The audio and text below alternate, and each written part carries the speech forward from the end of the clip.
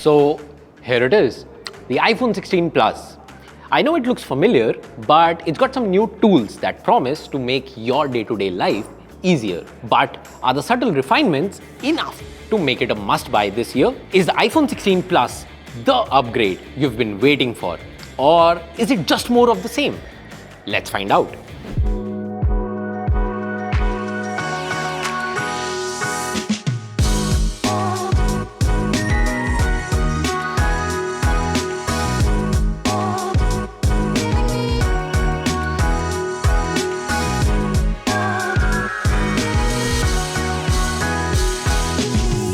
The iPhone 16 Plus doesn't look dramatically different from the 15 Plus. It has the same flat-sided aluminum design and maintains the same 6.7-inch screen size. The most notable change is that the camera layout is now vertical, giving it a sleek look and enabling spatial photo and video capture for Apple's Vision Pro headset. Apple has introduced new vibrant color options like this pink one, which is actually a light shade of magenta pink. The frosted back is infused with color, giving it a premium look, and you will want to show it off. Apple says it has improved the ceramic shield material that protects the screen, making this year's iPhones more durable. A major addition is the new camera control button.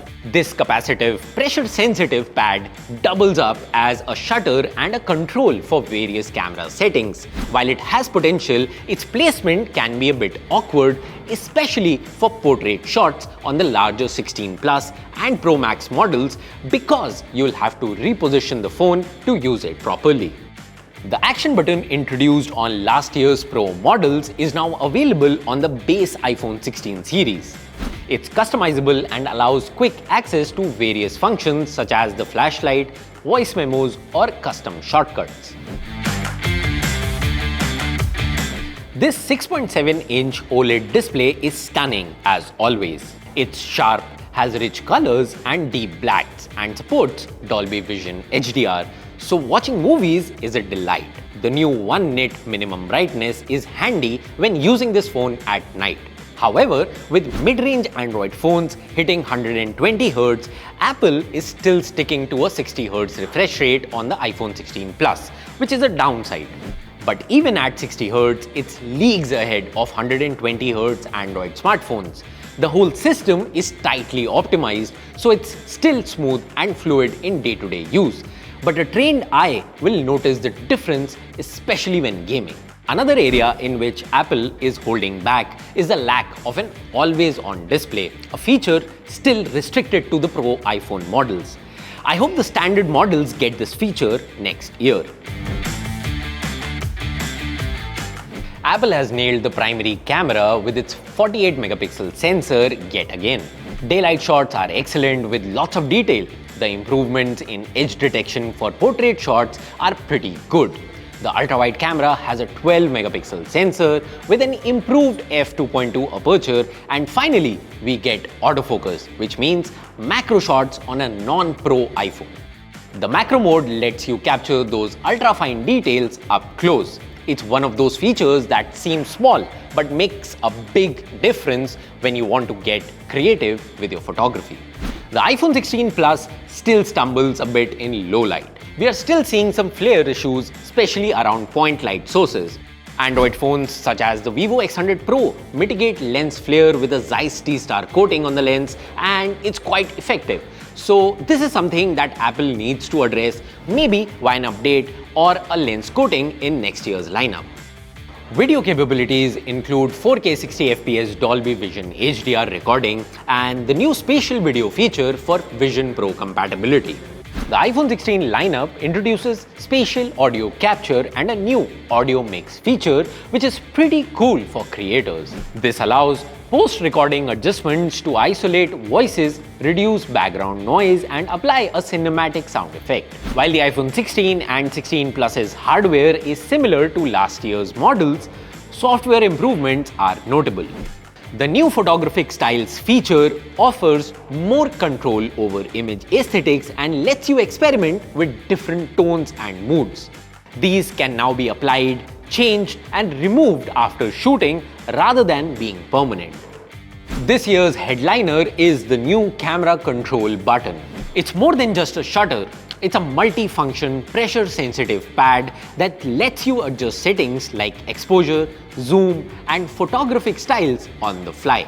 This pressure-sensitive button is located just below the power button, allowing you to keep your hand steady while making adjustments. It's intuitive, though I'll admit it took some getting used to. You have to train yourself to use it. The iPhone 16 Plus is powered by Apple's own brand new A18 chip. It promises 30% faster performance and better power efficiency than the A16 chip, which powers the iPhone 15 and 15 Plus. You probably won't notice it in everyday tasks, but for gaming, it's a different story. In real-world usage, this phone breezes through daily tasks like emails, social media, and browsing. And if you are into gaming, you'll appreciate the smoother frame rates, though that 60Hz screen does hold it back compared to the Pro models. Games like Genshin Impact feel smoother, and the iPhone 16 Plus stays much cooler than the 15 series thanks to its improved power efficiency and thermal design. With 8GB of RAM across the board, even on non-Pro models, multitasking is smoother than ever, and these phones are ready for upcoming AI features. iOS 18 comes pre-installed and it brings some small but valuable changes. There's the new notification summary, more widget control, icon customization options, and dynamic lock screens. It's subtle, but these changes make daily interactions a bit smoother. But the big thing on everyone's mind is Apple Intelligence. These are promised features rolling out beginning next month. But here's the thing, users in India might not get them till sometime next year when the local language support is added. We'll have to wait a while to see the real impact of these AI tools. For now, the iPhone 16 Plus is future-proof enough, but that's a question for tomorrow. Apple has beefed up the battery, and it isn't a huge leap over the iPhone 15 Plus, but it shows. The iPhone 16 Plus battery is about 6% larger than last year's model. In my experience, it lasted through a full day of heavy use, including emails, navigation, music, and some gaming, with about 40% left, enough to stretch into a second day with moderate usage. The iPhone 16 Plus does get a bump in the fast charging speed, now supporting up to 25 watts with MagSafe.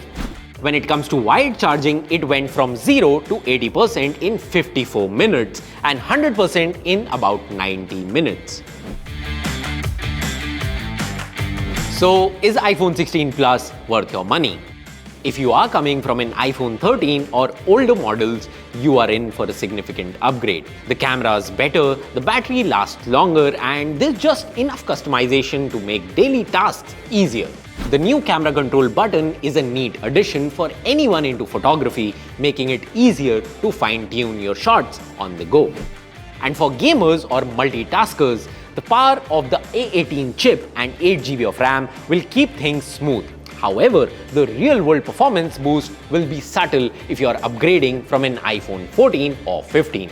You're still looking at 60Hz display, and while the camera control button is fantastic, it's not a must-have. The iPhone 16 Plus costs $10,000 more than the standard iPhone 16, but that gets you its larger screen and better battery life. In all the other ways, the two models should perform exactly the same. So the choice between these two options comes down to what suits you better.